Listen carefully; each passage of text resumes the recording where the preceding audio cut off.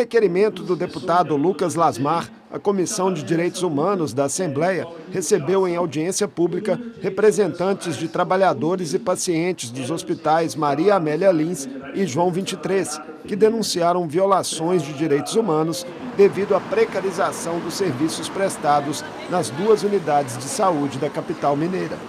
Foram apontados problemas como caos no atendimento ortopédico e alto índice de infecção.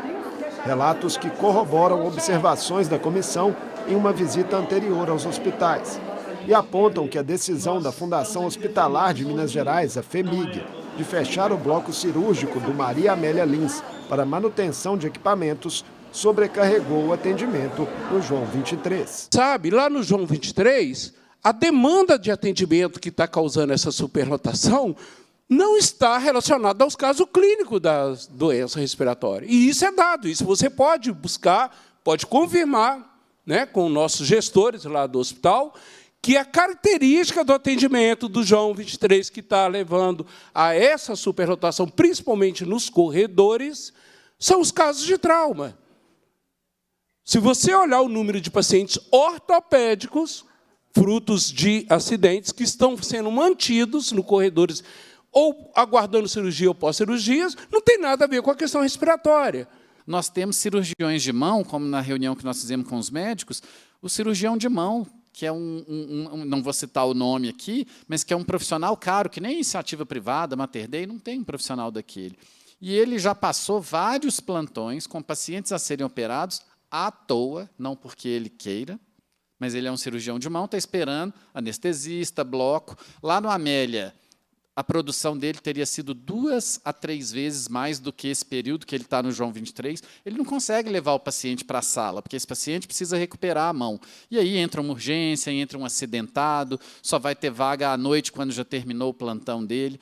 O Amélia não funciona por regime de plantão, um bloco de cirurgia eletiva. Não tem como eu pôr para operar cirurgia eletiva de meia-noite às 6 da manhã. Eu não tenho profissional para ficar fazendo eletiva de meia-noite às 6 da manhã, que é o horário que o bloco está vazio. E aqui a gente vive também uma situação de barbárie. Olha, todos que falaram aqui, né, os dados que o deputado apresentou, todos e todas que falaram, mostraram e demonstraram que para a população não interessa o fechamento do Agamal, para os pacientes não interessa, para as trabalhadoras e trabalhadores não interessa, para o sindicato. Outra grave denúncia verbalizada na audiência pela Promotoria de Justiça de Defesa da Saúde de Belo Horizonte é a de que pacientes estariam sendo escondidos em espaços específicos do João 23, como estratégia para disfarçar a sobrecarga. Os médicos coordenadores do João 23 do Hospital Maria Amélia Lins disseram uma coisa que eu nunca havia ouvido em 22 anos no Ministério Público na Saúde em Belo Horizonte. Porque nós vemos os prontos-socorros muito cheios, pronto-socorro muito cheio, PA lotado, isso a gente vê em todos os hospitais, públicos e privados, nós vemos os públicos mais ainda, porque há um gargalo, nós sabemos disso. Mas no João 23, pela primeira vez em 10, 20 anos, segundo os médicos coordenadores, isso é público, é um dado público, eles disseram que estão levando os pacientes para os andares de cima, para esconder exatamente os corredores cheios. Isso é de uma gravidade absurda, porque de novo trazer, é uma constatação muito impressionante nós lidarmos, o deputado Lucas Lasmar foi secretário de saúde na cidade dele, ele sabe o quanto é difícil, nós vivemos isso diariamente na promotoria, da questão da falta de acesso por não termos oferta.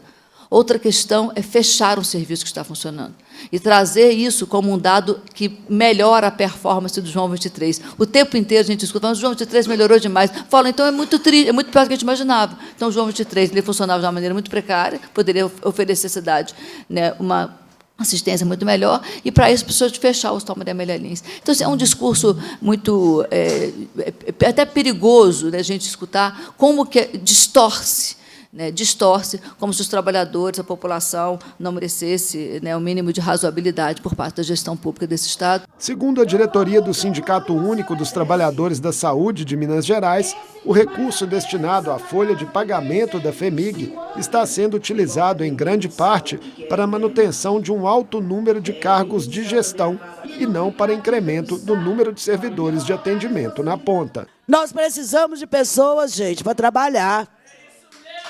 Nós precisamos, dentro da FHEMIG, deputado, É pessoas para trabalhar.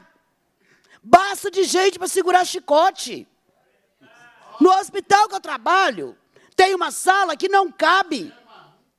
É um mandando no outro, é o assessor do assessor, é o apoio do apoio. Eu nunca vivi isso em toda a rede FEMIG que eu trabalho. Hoje, é muito cacique para pouco índio.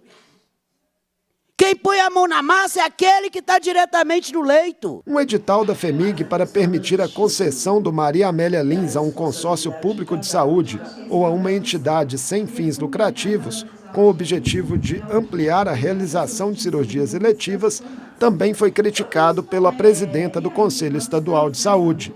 A entidade não teria sido ouvida e quer a suspensão do processo. No papel de formular, supervisionar, avaliar, controlar e propor políticas públicas. Tanto o Tribunal de Contas do Estado quanto o Tribunal de Justiça e também as ações do Ministério Público cita que isso não foi discutido no Conselho.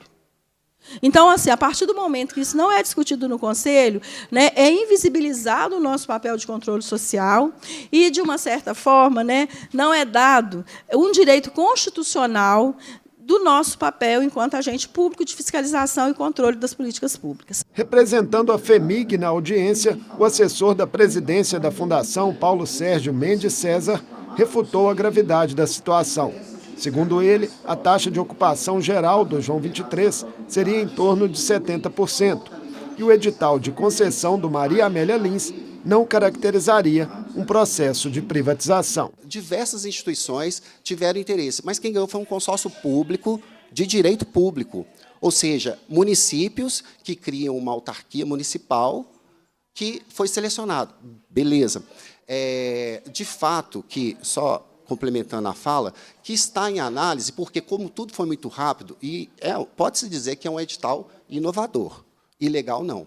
Porque o interessante é porque a gente foi além do que a lei exige, porque para fazer essa cessão do imóvel, a gente não precisava fazer edital, mas a gente quis fazer o edital para que dá publicidade, dá transparência, dá uma concorrência e selecionar aquele melhor parceiro. A gente não, pelos decretos estaduais, cessão de imóvel, eu não preciso fazer edital. Mas, ou seja, a gente está falando de um espaço que eu assim, destino ele para cedo o uso gratuito durante 5 anos. É isso. 5 anos, mas para um ente público 100% público, vocacionado a cirurgias eletivas de média e alta complexidade, que é uma demanda da região metropolitana e que a gente não consegue resolver há anos. A despeito das alegações do Executivo, o deputado Lucas Lasmar apresentou dados de uma auditoria em relatórios da FEMIG, que confirmou a sobrecarga e superlotação nos hospitais Maria Amélia e João 23. Ele ressaltou estar coletando assinaturas de outros parlamentares, visando a abertura de uma CPI para apurar irregularidades na gestão da Fundação. E sinalizou que continuará cobrando providências da Secretaria de Saúde para solucionar a precariedade dos atendimentos nas unidades. Esse é o nosso objetivo aqui principal, é da gente cuidar das pessoas da melhor forma possível. Mostrar também informações que nós tivemos através de lei de acesso à informação, onde mostra o déficit de profissionais dentro do João 23 e também mostra nitidamente uma desorganização da parte administrativa da FEMIG, onde não consegue nos passar informações tão básicas em relação a profissionais. Nós temos que ter profissionalismo para a gente entender que nós estamos aqui defendendo são os mineiros. Não é bandeira partidária de esquerda ou de direita, nós estamos falando de pessoas, nós estamos falando de hospital e nós vamos estar aqui sempre defendendo isso. Foi para isso que eu me formei, politicamente, como secretário municipal de saúde por 5 anos de uma cidade, e sei da importância de termos equipamentos estruturados e funcionando da melhor forma.